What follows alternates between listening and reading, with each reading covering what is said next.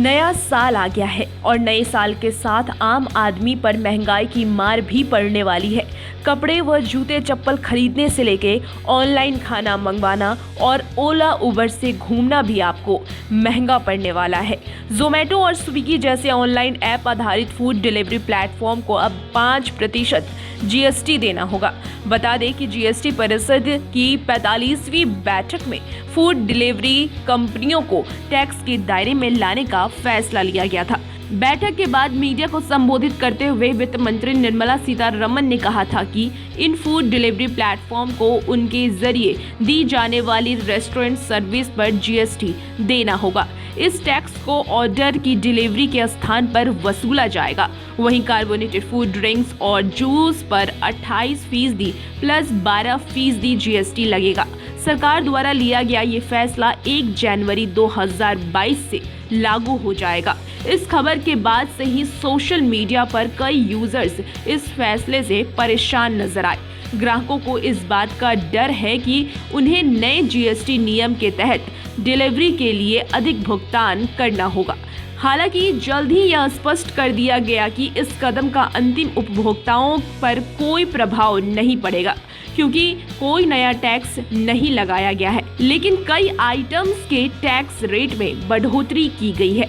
ग्राहकों से अतिरिक्त टैक्स नहीं वसूला जाएगा और न ही किसी नए टैक्स की घोषणा की गई है। पहले रेस्टोरेंट द्वारा तय और रेस्टोरेंट के बजाय एग्रीगेटर द्वारा तय होगा।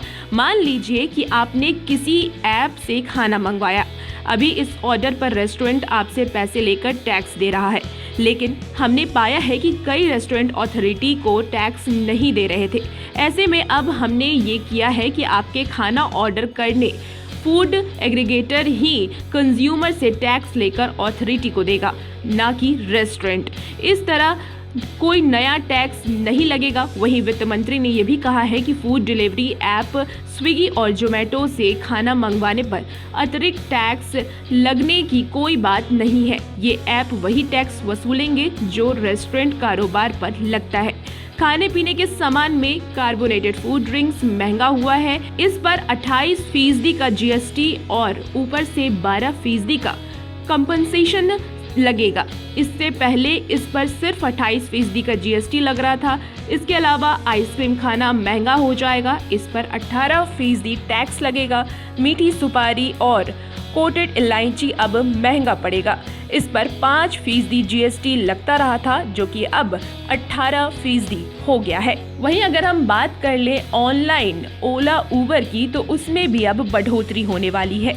शनिवार से ही ऐप आधारित कैब सेवा कंपनी यानी कि उबर और ओला में 2 पहिया और 3 पहियों की बुकिंग पर 5% जीएसटी का संग्रह करना होगा। तो इस तरीके से अब महंगाई का मार एक बार फिर लोगों पर पड़ने वाला है। ऑनलाइन खाने के साथ साथ अब ऑनलाइन घूमना भी आपको महंगा पड़ने वाला है। और भी ऐसे ही खबरों के लिए लाइव सिटीज़ के साथ बने रहिए।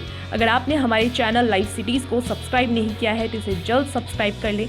आप हमें फेसबुक पेज पर देख रहे हैं तो पेज को लाइक कर लें और हमें ट्विटर हैंडल पर ज़रूर फॉलो करें। धन्यवाद।